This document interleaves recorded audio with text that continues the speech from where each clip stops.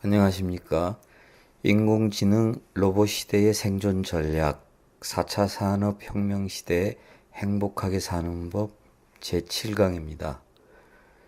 거짓말 탐지기에 의한 조사는 아직도 법정에서 증거로 채택되고 있습니다. 확률이 높지는 않지만 오류가 있기 때문입니다. 요즘은 뇌 스캔 기술이 계속 진보하고 있습니다. 이런 속도라면 언젠가는 사람의 마음을, 사람의 생각을 속속들이 스캔할 수 있는 기술이 분명 등장합니다. 인간의 생각을 읽을 수 있다니 정말 영화 같은 세상이 시작됩니다. 뇌 스캔 기술은 아직 시작에 불과하지만 일부 기술은 이미 우리 생활에 성큼 들어와 있습니다. 영화 같은 시대를 어떻게 살까? 앞으로 여기에 대해 계속 같이 고민해 보고자 합니다. 알파고 충격 이후 인공지능에 대한 두려움이 우리를 엄습하고 있습니다. 물론 인공지능의 미래에 대한 낙관론과 비관론이 동시에 존재하지만 곧 인공지능이 세상을 천지개벽할 것처럼 생각하는 경향이 있는 것은 사실입니다. 그러나 너무 호들갑을 떨 필요는 없습니다. 영화 같은 시대는 생각보다 늦게 오기도 합니다. 인공지능의 미래에 대한 예측은 아주 늦게 실현될 수도 있습니다. 다만 이미 영화 같은 시대가 시작된 것은 아닌가 생각되는 여러 가지 사례들이 있으니 어쩌면 갑자기 닥칠 수도 있다고 준비해야 합니다.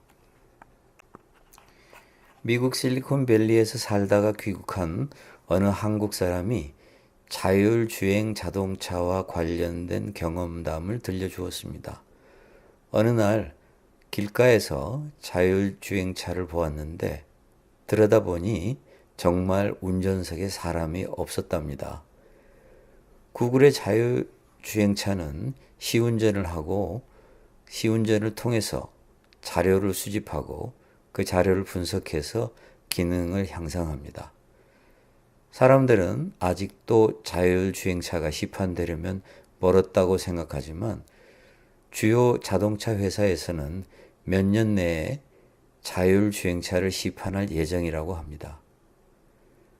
완전 자율주행차가 나오려면 조금 더 기다려야 하지만 그것도 그리 먼 미래는 아닙니다.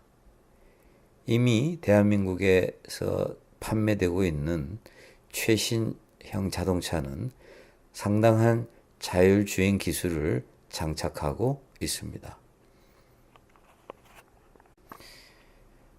여러 비행기 회사들이 비행 자동차 사업에 뛰어들고 있습니다.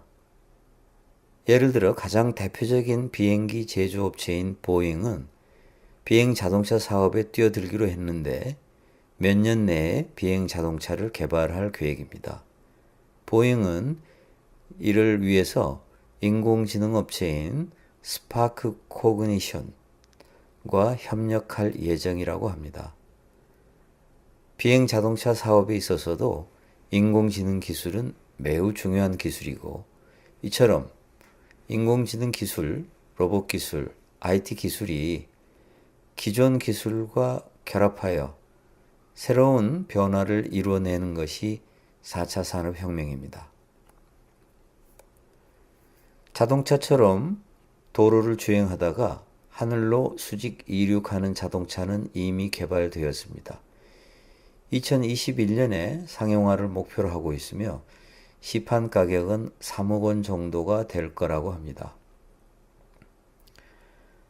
공상과학 영화를 보면 미래 도시에서 수많은 비행 자동차가 서로 부딪히지도 않고 자동으로 하늘을 날아다닙니다. 2021년에 상용화를 목표로 하고 있는 비행 자동차도 자율주행을 한다니 꿈 같은 이야기입니다. 목표를 설정하면 알아서 이륙해서 목표 지점에 착륙하고 비행 중에는 서로 부딪히지 않게 스스로 운행한다고 하니 정말 영화 같은 일입니다. 이러한 일이 2021년에는 우리에게 현실이 된다고 합니다. 카지노 딜러는 정신력이 강해야 도박에서 고객을 이깁니다. 만약 포커 게임을 하는 어떤 고객이 딜러를 계속 이긴다면 딜러가 정신적으로 허물어져 평정심을 상실할 수도 있습니다. 도박은 심리적 성격이 강하기 때문에 도박장 매니저는 딜러의 이러한 흔들림을 매우 예민하게 관찰합니다. 딜러가 계속 치면 즉각 다른 딜러로 교체해서 평정심을 유지하고 있는 새로운 딜러가 고객을 응대하도록 합니다. 인간은 어떤 경우에도 흔들리지 않고 자신이 가진 도박 기술을 사용하는 것이 불가능하지만 로봇은 다릅니다. 마카오의 한 카지노에서는 로봇이 딜러를 맞는다고 합니다. 그곳에서는 이제 고객이 딜러를 상대로 돈을 따는 일이 과거보다 조금 더 어려워졌을 것입니다. 왜냐하면 고객이 딜러를 흔들어서 딜러의 마음을 마구 흔들어서 휘저어 놓은 다음에 돈 따먹는 일이 어렵게 되기 때문입니다. 호텔에서 로봇이 룸 서비스를 하게 되면 정말 많은 것이 달라질 것입니다. 이것도 영화 같은 이야기인데 실제로 이미 일어나고 있습니다. 일본의 헨나 호텔이라는 곳에서는 로봇이 룸 서비스를 담당합니다. 헨나라고 하는 것은 일본말로 이상한, 괴상한, 괴짜의 이런 뜻입니다. 정말 괴상한 호텔이지요. 일본의 소프트뱅크 매장에 가면 페퍼라는 로봇이 고객을 맞이합니다. 소프트뱅크, 일본에서는 소프트뱅크라고 하는데 소프트뱅크는 아이폰 같은 휴대폰, 또 휴대폰에 관련된 기기, 패드 뭐 이런 것들을 파는 굉장히 유명한 매장입니다. 일본 전국에 있고 손정의라고 하는 제일교포 한국인이 설립한 회사인데 손정의는 주식의 가격이 오르락 내리락 할 때마다 일본의 제일 부자가 되기도 하고 2등 부자가 되기도 하는 그러한 사업가입니다. 고객의 돈을 투자하는 증권회사 직원 또한 평정심을 유지해야 하는 업무를 담당합니다. 그러한 펀드 매니저 또한 카지노 딜러처럼 어떤 상황에서도 흔들리지 않는 로봇이 맞는 게 더 적절하겠죠. 이미 증권회사에서는 로보 어드바이저라는 로봇이 고객의 투자 자문을 맡고 있습니다.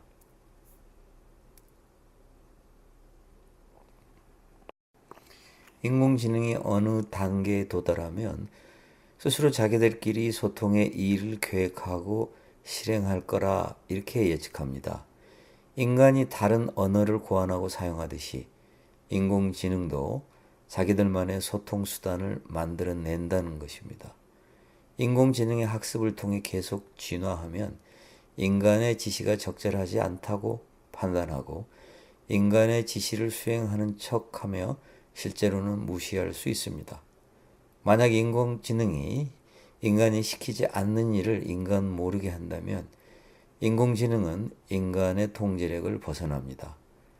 정말 무서운 일이 이미 일어나기 시작한 것입니다. 인공지능은 과거에 일어난 변화와는 차원이 다른 가공할 만한 변화입니다. 왜냐하면 인간이 만물의 영장이다 이렇게 스스로 이야기하고 있는데 어쩌면 인공지능이 만물의 영장이 될 수도 있기 때문입니다. 그 과거의 그 어떤 변화도 인간의 지위를 흔드는 그러한 변화는 아니었습니다. 인공지능은 인간을 매우 하찮은 존재로 만들어버릴 수 있는 그러한 변화입니다. 대한민국은 대학의 서열이 상당히 고정되어 있어서 전공에 따른 편차가 별로 심하지 않습니다. 그러나 미국은 전공에 따라 명문 대학의 순위가 매우 달라집니다. 컴퓨터 공학에 있어서는 컴퓨터 공학 혹은 컴퓨터 과학 쪽으로는 4대 명문이 MIT, 스탠포드, 버클리, 카네기 멜론 이렇게 꼽히고 있습니다.